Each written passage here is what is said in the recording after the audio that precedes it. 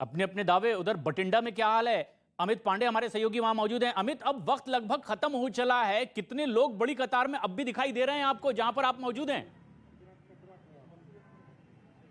देखिए, हम अपने अनुभव आइडिया के आधार पर ये जरूर बता सकते हैं, जिस तरीके से की भीड़ है भटिंडा के इस पोलिंग बूथ में, समय जरूर यहाँ पर बढ़ाया जाएगा। करीब 60% की वोटिंग यहाँ पर हो चुकी है, लेकिन जो भीड़ है, जो हलचल है यहाँ पर, उसको देखकर ये अंदाजा लगाया जा सकता है कि वोटिंग की जो टाइम है, वोटिंग का जो टाइम है, कम से कम उस तय वक्त तक 6 बजे तक अगर लोग आते हैं तो ये 6:30 या 7 कर दिया जाए। और स्थानीय अधिकारियों की जो जिम्मेदार अधिकारी हैं उनकी अनुमति के बाद देखिए लगातार लोग इस तरीके से आ रहे हैं। महिला आई हैं, अपनी बच्ची के साथ आई हैं।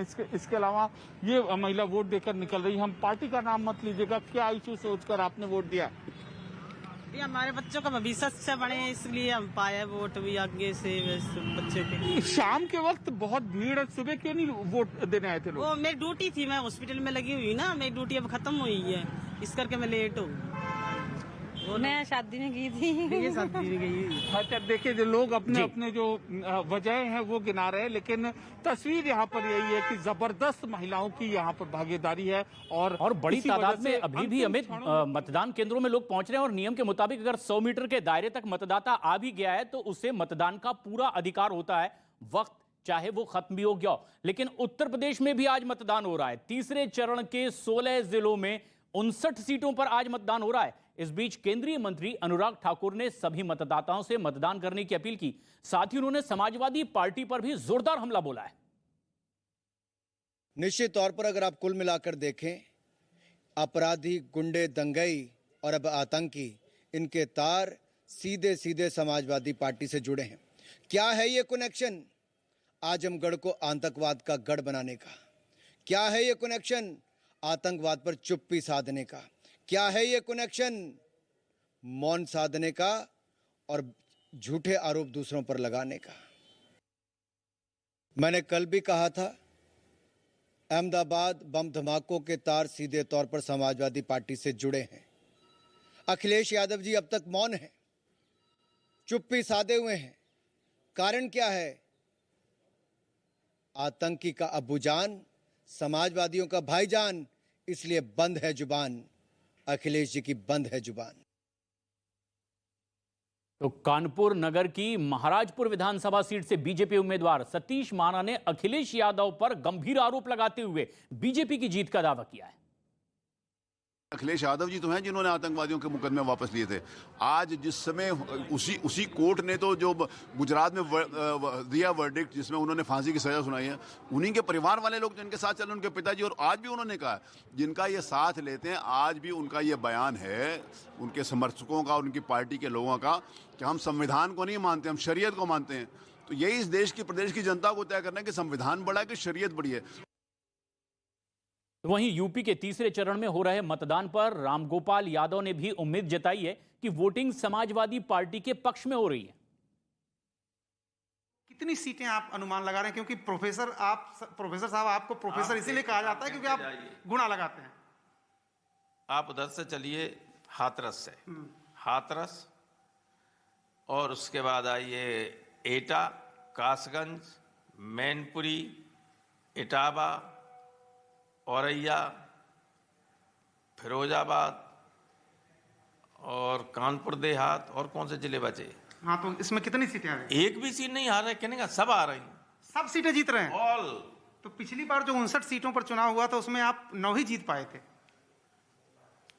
हाँ, 9 जीत पाए। हाँ। अब की बीजेपी 9 भी नहीं जीत पाएगी।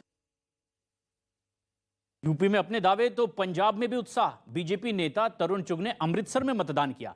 साथ ही साथ सभी मतदाताओं से मतदान करने की अपील भी उन्होंने की। पंजाब दे भाग्य विधाता, मेरे मतदाता भाइयों ते भैनों, मैं पंजाब दे हर मतदाता नूं वोट देने की अपील करदा, क्योंकि लोकतंत्र का महापर्व चुनाव हुंदा है, जिस ज़्यादा तो ज़्यादा मतदान करके असी अपनी हिस्सेदारी पाइए, उन्हें सुनिश्चित करिए। पंजाब बेहाल है। कांग्रेस सरकार ने अपने शासन काल दे विच पंजाब नूं भ्रष्टाचार, खनन, बेरोजगारी, नशा ਔਰ ਝੂਠੇ ਵਾਅਦੇ ਤੇ ਰਕਸ਼ਕ ਬਣ ਕੇ ਬਖਸ਼ਕ ਬਣ ਗਏ। साथ ही पंजाब बीजेपी अध्यक्ष अश्विनी शर्मा ने भी पठानकोट में अपना वोट डाला। साथ ही तमाम मतदाताओं से मतदान की अपील भी की। हिंदुस्तान लोकतांत्रिक देश है और लोगों द्वारा सरकारें बनती हैं। आज पंजाब के लिए, पंजाबियों के लिए बहुत बड़ा मौका है कि वो घरों से बाहर निकलकर अपने मतदान का प्रयोग करें और हमें उम्मीद है कि पंजाब की जनता अपने मत के अधिकार का पूर्णता लाभ उठाते हुए नए पंजाब के सृजन के लिए वोट करेगी। सर, यूपी में तीसरे चरण का मतदान हो रहा है तो इटावा की जसवंत नगर सीट से उम्मीदवार शिवपाल यादव ने दावा किया कि समाजवादी पार्टी 300 से ज्यादा सीटों पर चुनाव जीतेगी और अखिलेश यादव मुख्यमंत्री बनेंगे। प्रचंड बहुमत से और 300 पार करेंगे ये गठबंधन और अखिलेश यादव मुख्यमंत्री बनेंगे। तो साथ ही साथ कांग्रेस उम्मीदवार भारत भूषण आशु ने भी पंजाब में एक बार फिर से कांग्रेस की सरकार बनने की उम्मीद जाहिर की है। मैं सबको यही रिक्वेस्ट करना चाहूँगा, डेमोक्रेसी है अपना, डेमोक्रेसी में ये जो राइट आपको दिया है आपने कॉन्स्टिट्यूशन ने, उसको पूरी समझदारी से और पूरे जोर शोर से इस्तेमाल करिए। जितनी ज़्यादा लोग अपना ये वोट, अपना राइट एक्सरसाइज करेंगे, डेमोक्रेसी उतनी मजबूत होती जाएगी। लोगों पे कितना भरोसा है आपको? मेरे को पूरा भरोसा है। उत्तर प्रदेश में भी मतदान हो रहा है तीसरे चरण का। तो उत्तर प्रदेश बीजेपी अध्यक्ष स्वतंत्र देव सिंह ने उरई में मतदान के बाद दावा किया कि उत्तर प्रदेश चुनाव में बीजेपी को इस बार 300 से ज्यादा सीटें मिलेंगी। से यहाँ तक पहुंचा और कल मैंने 11 साढ़े 11 बजे रात में लड़कियों को स्कूटी लेके हुए मैंने क्रॉस करते हुए देखा। तो क्या लगता है कि आप जिस विकास की बात कर रहे हैं, सुरक्षा की बात कर रहे हैं, महिलाओं की सुरक्षा, लड़कियों की सुरक्षा की बात कर रहे हैं, इस बार चुनाव में सबसे महत्वपूर्ण मसला विकास और सुरक्षा है? महत्वपूर्ण है विकास का मुद्दा, सुरक्षा और सक्षम नेतृत्व। यानी मोदी योगी जैसा सक्षम नेतृत्व इस देश को मिला है, ईमानदार नेतृत्व मिला है, तपस्वी त्यागी नेतृत्व मिला है। क्योंकि पिता के मरने के बाद घर नहीं जाते हैं। 15 करोड़ वैश्विक महामारी में लोगों को भोजन कैसे मिले और सुरक्षा कैसे मिले उसकी चिंता करते हैं। सेकेंड, अराजकता का माहौल था, लोग स्कूटर उठा ले जाते थे, स्कूटी उठा ले जाते थे, छेड़ते थे, रिपोर्ट दर्ज नहीं होता था, सपा का कार्यालय थाने बन गए। उत्तर प्रदेश की करहल सीट से अखिलेश यादव के खिलाफ मैदान में उतरे बीजेपी उम्मीदवार एसपी सिंह बघेल ने जीत की उम्मीद जाहिर की है। सर, मैं आपसे सीधा समझना चाहती हूँ, क्या नंदीग्राम बनाने वाले हैं करहल को आप? नंदीग्राम भी बनेगा और कन्नौज डिम्पल हारी हैं तो ये कन्नौज भी बनेगा। वो हारी हैं अपने यादव लैंड और गढ़ में फिरोजाबाद, तो फिरोजाबाद भी ये बनेगा। बहुत एग्जाम्पल हैं। नंदी इनके घर से शुरू करो ना। बदायूं में यादव लैंड समझ के गए थे, धर्मेंद्र हारे हैं तो ये बदायूं बनेगा। वो 2 बार हारी हैं कन्नौज और फिरोजाबाद, तो हम नंदीग्राम तक क्यों जाएं?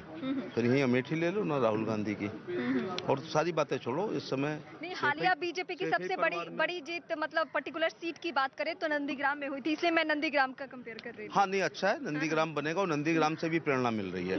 नंदीग्राम से करहल को ये प्रेरणा मिल रही है कि जो लोग घमंड में रहते हैं उनको हारना पड़ता है।